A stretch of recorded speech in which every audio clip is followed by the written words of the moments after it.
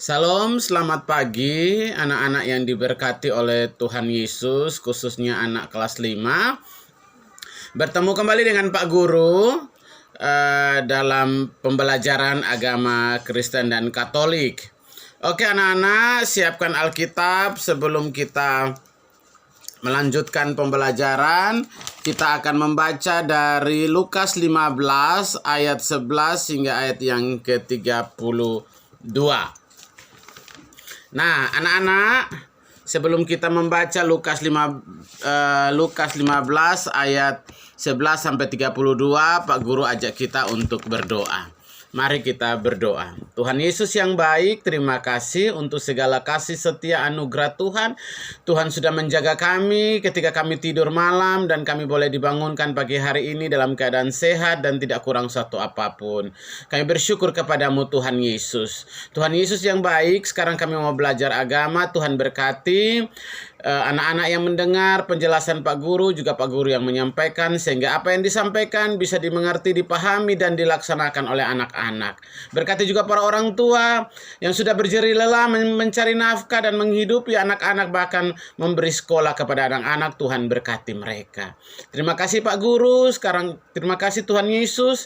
Sekarang kami mau belajar. Dalam nama Yesus kami berdoa. Amin. Nah, anak-anak yang diberkati Tuhan, sebelum Pak Guru menjelaskan, Pak Guru ajak anak-anak untuk kita membaca dari Lukas 15 ayat 11 hingga ayat yang ke-32. Oke, kita mulai ya anak-anak. Perumpamaan tentang anak yang hilang. Yesus berkata lagi, ada seorang mempunyai 2 anak laki-laki. Kata anak yang bungsu kepada ayahnya, "Bapa, berikanlah kepadaku bagian harta milik kita yang menjadi hakku." Lalu ayahnya membagi-bagikan harta kekayaan itu kepada mereka. Beberapa hari kemudian anak bungsu itu menjual seluruh bagiannya itu lalu pergi ke negeri yang jauh. Di sana ia memboroskan harta miliknya itu dengan hidup berhoya-hoya. Setelah dihabiskannya semuanya itu, timbullah bencana kelaparan dalam negeri itu dan ia pun mulai melarat. Lalu ia pergi dan bekerja pada seorang majikan di negeri itu. Orang itu menyuruhnya ke ladang untuk menjaga babinya. Lalu ia ingin mengisi perutnya dengan ampas yang menjadi makanan babi itu, tetapi tidak seorang pun yang dapat memberikan kepadanya. Lalu ia menyadari keadaannya, katanya, "Betapa banyaknya orang upahan bapakku yang berlimpah-limpah makanannya, tetapi aku di sini mati kelaparan. Aku akan bangkit dan pergi kepada bapakku dan berkata kepadanya, Bapa, aku telah berdosa terhadap sorga, terhadap Bapa. Aku tidak layak lagi disebut anak Bapa. Jadikanlah aku sebagai salah seorang upahan Bapa." Maka bangkitlah ia dan pergi kepada bapaknya. Ketika masih jauh ayahnya telah melihatnya, lalu tergerak hatinya oleh belas kasihan. Ayahnya lalu berlari mendapatkan dia, lalu merangkul dan mencium dia. Kata anak itu kepadanya, "Bapa, aku telah berdosa terhadap sorga dan terhadap Bapa. Aku tidak layak lagi disebut anak Bapa." Tetapi Bapa itu berkata kepada hamba-hambanya, "Lekaslah bawa kemari jubah yang terbaik, pakaikanlah itu kepadanya dan kenakan cincin pada jarinya dan sepatu pada kakinya. Dan ambillah anak lembu tambun itu dan sembelilah dia, dan marilah kita makan bersukacita. Sebab anakku yang telah mati menjadi hidup kembali, ia yang hilang dan didapatkan kembali." Maka mulailah mereka bersukacita. Tetapi anak yang sulung berada di ladang, dan ketika pulang dan dekat di rumah, ia mendengar bunyi seruling dan nyanyian tari-tarian. Lalu ia memanggil salah seorang hamba dan bertanya kepadanya, "Apa arti semua ini?" Jawab hamba itu, "Adikmu telah kembali dan ayahmu telah menyembelih anak lembu karena ia mendapatkannya kembali dengan sehat." Maka marahlah anak sulung itu dan ia tidak mau masuk. Lalu ayahnya keluar dan berbicara dengan dia. Tetapi ia menjawab ayahnya, katanya, telah bertahun-tahun aku melayani Bapak dan belum pernah aku melanggar perintah Bapak. Tetapi kepadaku belum pernah Bapak memberikan seekor anak kambing untuk bersukacita dengan sahabat-sahabatku. Tetapi baru saja datang anak Bapak yang telah memboroskan harta kekayaan Bapak bersama-sama dengan pelacur-pelacur, maka Bapak menyembelih anak lembu tambun itu untuknya. Kata ayahnya kepadanya, anakku, engkau telah bersama-sama dengan aku, dan segala kepunyaanku adalah kepunyaanmu. Kita patut bersukacita dan bergembira, karena adikmu yang telah mati menjadi hidup kembali. Ia yang telah hilang didapatkan kembali.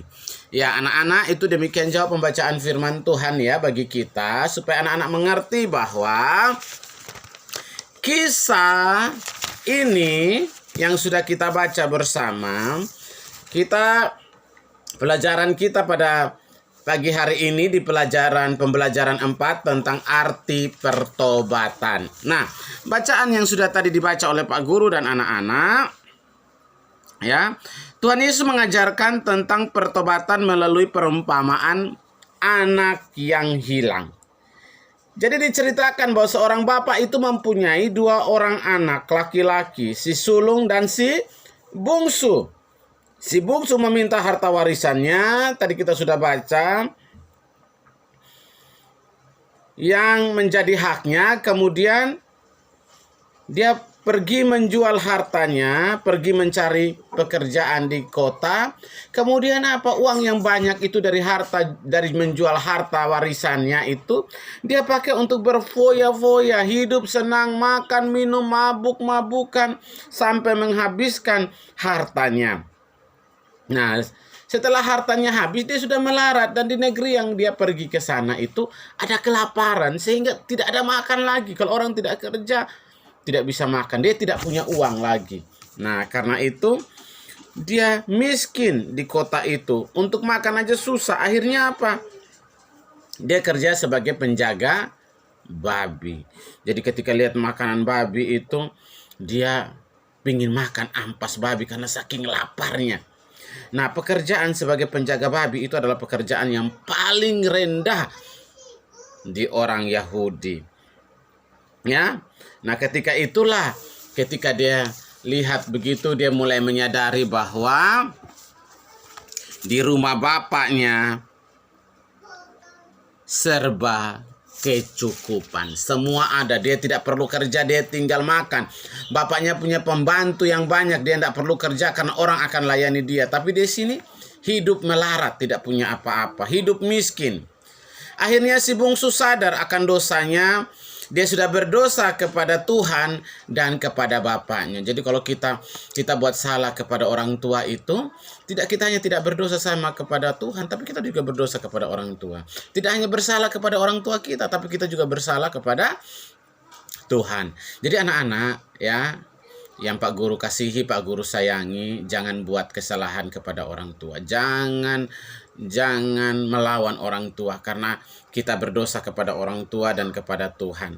Karena itu anak bungsu ini dia pergi kepada bapaknya, dia pulang, dia kembali ke rumah bapaknya, dia bilang, "Bapak, saya telah bersalah kepada Bapak dan kepada Tuhan. Saya tidak layak lagi disebut sebagai anak Bapak. Jadikanlah saya sebagai pembantu di rumah Bapak. Tidak apa-apa, yang penting saya bisa makan." Begitu. Tapi apa yang dilakukan oleh bapaknya? Apakah bapaknya marah? Tidak. Bapaknya lihat anaknya dari jauh saja. Bapaknya sudah melihat. Bapaknya merangkul dia, dia datang dengan pakaian yang sudah robek-robek, compang-camping. Bapaknya bilang, "Ganti pakaiannya, kasih pakaian yang paling mahal. Kasih pakai dia cincin. Kasih pakai dia sepatu, kasih pakai pakaian yang paling baik, yang paling pakaian yang terbaik."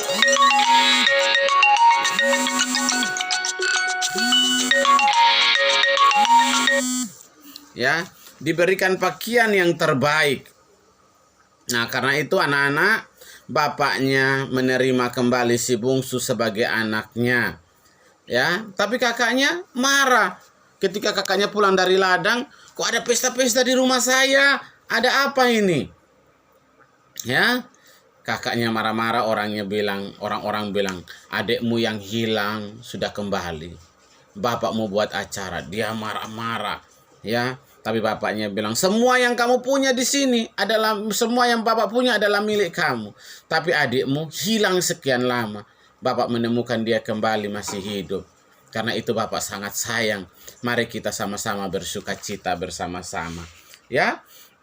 Jadi perumpamaan tadi yang Pak Guru sudah ceritakan adalah perumpamaan tentang Tuhan yang Maha Pengasih, yang selalu mengampuni dan mengasihi kita. Kita manusia berkali-kali buat dosa. Kita manusia berkali-kali salah kepada Tuhan. Tapi kalau kita mau minta pengampunan dari Tuhan, Tuhan akan tetap mengampuni kita. Kita juga orang tua, kita buat salah orang tua berkali-kali. Tapi kalau kita sadar, orang tua pasti akan menerima kita kembali. Nah, Tuhan adalah Tuhan yang setia dan penuh kasih. Dia setia menunggu kita manusia untuk datang menyatakan penyesalan akan dosa kita. Setiap orang percaya diberikan jaminan keselamatan kalau kita mau percaya kepada Tuhan Yesus. Kita sering buat dosa, tapi kalau kita mohon ampun sama Tuhan, kita bertobat, maka Tuhan akan memberikan keselamatan kepada kita, mengampuni dosa-dosa kita. Tuhan Maha Pengampuni, artinya bahwa Tuhan selalu mau mengampuni dosa-dosa setiap orang yang datang dan bertobat kepada Tuhan. Yang penting apa? Kita datang, berdoa kepada Tuhan, minta ampun sama Tuhan. Maka Tuhan akan memberikan pertobatan. Walaupun kadang-kadang berkali-kali kita buat dosa. Tapi kalau kita datang minta ampun kepada Tuhan, maka Tuhan selalu memberikan pengampunan. Karena apa? Tuhan Maha Pengampun. Artinya bahwa Tuhan selalu mengampuni dosa manusia. Nah, setiap manusia kita dilahirkan oleh benih-benih dosa, sehingga kita sering hidup dalam dosa. Dosa-dosa kita adalah warisan dosa dari orang tua kita. Kita sejak Adam dan Hawa jatuh dalam dosa, sejak itulah manusia hidup dalam dosa keturunan atau dosa asal. Ya, jadi anak-anak masih kecil, baru lahir juga sudah berdosa. Karena apa? Ada dosa asal dari orang tua yang kita juga pikul. Dalam perkembangan hidup manusia, kita tidak luput dari perbuatan dosa. Hal ini terjadi karena apa? Iman kita lemah.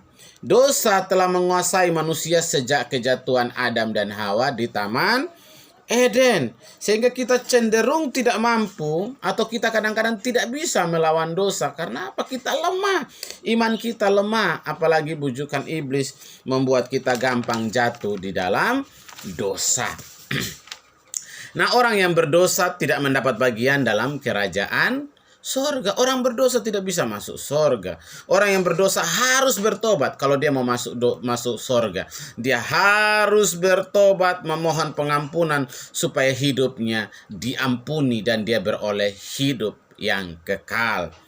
Nah, Tuhan Maha Mengampuni, pasti mau mengampuni dan memberikan pengampunan bagi kita. Yang penting kita mau bertobat. Seringkali kita melakukan berulang-ulang kali, tapi Tuhan tetap mengampuni kita. Ya, bertobat berasal dari bahasa Yunani, yaitu metanoi. Artinya perubahan pikiran disertai dengan penyesalan dan perubahan perilaku. Ya, ingat ya, Pak Guru jelaskan. Bertobat berasal dari bahasa Yunani, yaitu metanoi. Artinya perubahan pikiran disertai dengan penyesalan atau perubahan perilaku. Bertobat dalam bahasa Ibrani diwakili oleh dua kata, yaitu sub, kembali, dan nichan, merasakan kesedihan. Jadi maksudnya pertobatan adalah orang yang merasa kesedihan dan penyesalan terhadap dosa-dosa yang diperbuatnya. Jadi kalau kita bertobat artinya apa? Kita menyesal. Kita sedih dengan dosa-dosa kita dan kita mau berubah. Itu artinya pertobatan. Bertobat artinya merubah pikiran kita, merubah perilaku kita untuk lebih baik. Ya, jadi kalau anak-anak bilang bertobat tapi tidak ada perubahan, itu bukan pertobatan. Jadi pertobatan harusnya didahului dengan penyesalan. Kesedihan, Tuhan saya berdosa, Tuhan saya tidak layak, Tuhan saya orang berdosa, ampuni dosa saya. Itu pertobatan. Bapa mama saya telah bersalah kepada Bapa, telah bersalah kepada mama, saya mohon ampun. Itu penyesalan. Dan tidak hanya di kata-kata saja. Bapak saya bersalah, saya mohon maaf. Mama saya bersalah, mohon maaf. Tuhan saya bersalah, mohon ampuni saya. Tapi besok buat lagi. Tidak bisa bertobat seperti itu. Ya, bertobat artinya kesedihan, penyesalan. Kemudian ada perilaku, yaitu merubah pola pikir, merubah perilaku untuk menjadi lebih baik. Ya, menurut kitab Kisah Para Rasul 26 ayat 20, bertobat adalah berbalik dari dosa atau meninggalkan dosa dan datang kepada Tuhan untuk membina hubungan yang lebih baik. Jadi dalam kitab Kisah Para Rasul itu bertobat artinya kita tinggalkan dosa, kita berbalik dari dulu jadi hamba dosa, sekarang menjadi hamba Tuhan.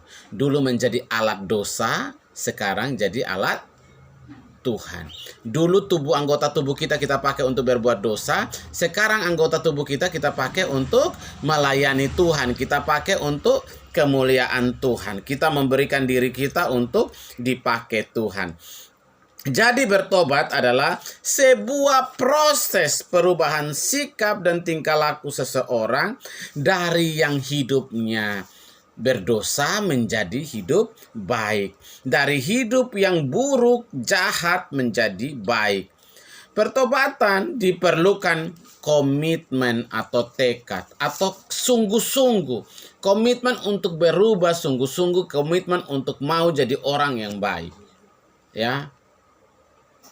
Jadi harus sungguh-sungguh, ada komitmen, ada janji, ada tekad untuk mengubah hidup yang lama yang penuh dengan dosa bertentangan dengan kehendak Tuhan menjadi hidup yang baru yang disesuaikan dengan kehendak Tuhan. Nah, pertobatan harus disertai dengan tindakan dan sikap hidup yang nyata. Kalau hari ini tukang pukul teman-teman, jadi geng, tidak boleh. Mulai minta ampun sama Tuhan, kemudian berubah. Kalau dulu belajar suka nyontek, bertobat. Gimana caranya? Mulai belajar sungguh-sungguh supaya tidak nyontek lagi. Begitu, itu caranya. Ya, kalau dulu suka melawan orang tua, sekarang nurut sama nasihat orang tua. Nah, pertobatan melibatkan 3 elemen dasar dalam diri manusia, yaitu perasaan, yaitu pikiran, perasaan, dan kehendak.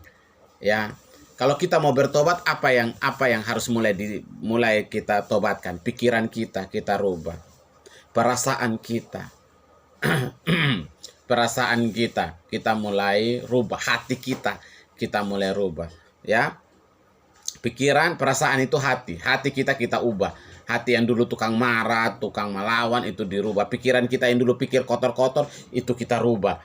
Ya, kemudian apa yang berikutnya lagi adalah kehendak atau keinginan. Dulu selalu ingin untuk marah, selalu ingin untuk kerjain teman, selalu ingin untuk berantem, kita rubah. Artinya manusia yang bertobat mengalami perubahan pikiran, perasaan, dan kehendaknya.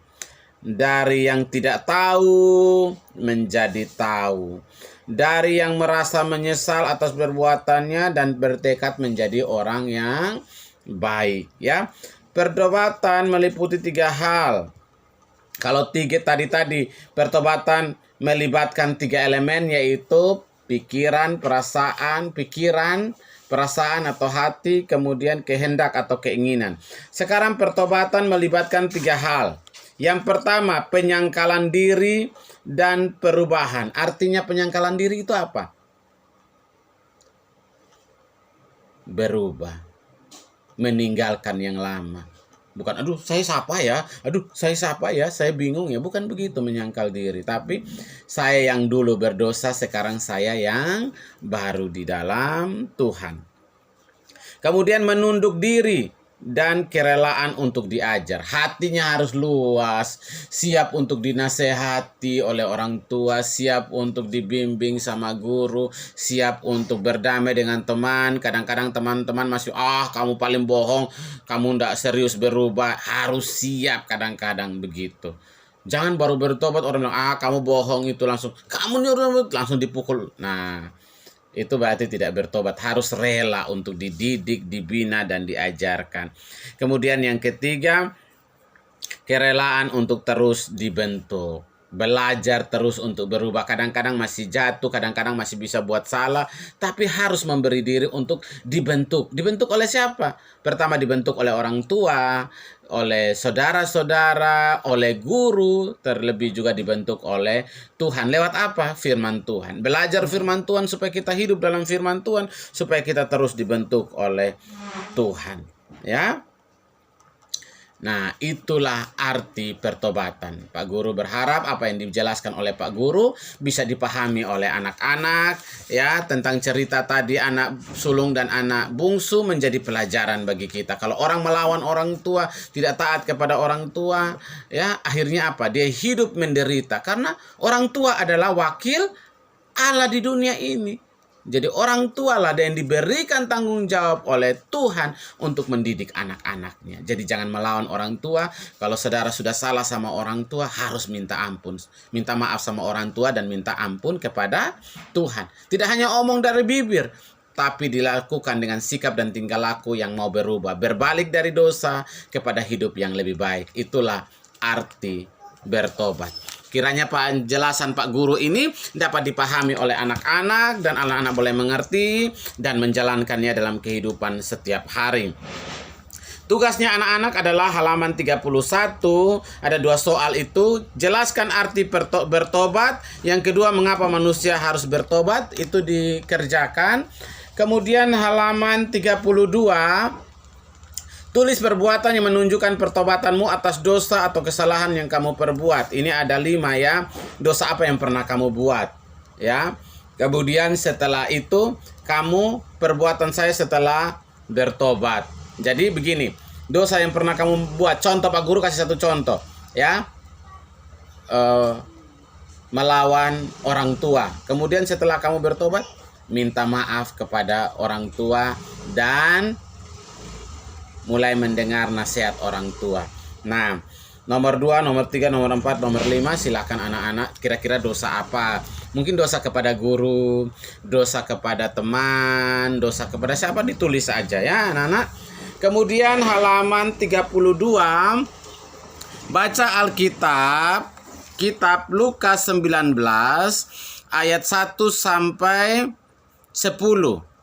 Jika kamu sebagai Zakeus yang sudah merugikan orang banyak, ceritakan apa yang akan kamu lakukan dan tulislah pada kolom yang sudah disediakan. Jadi anak-anak Pak Guru kasih tugas baca kitab Lukas 19 ayat 1 sampai 10. Itu cerita tentang Zakeus, pemungut cukai yang sudah sering bikin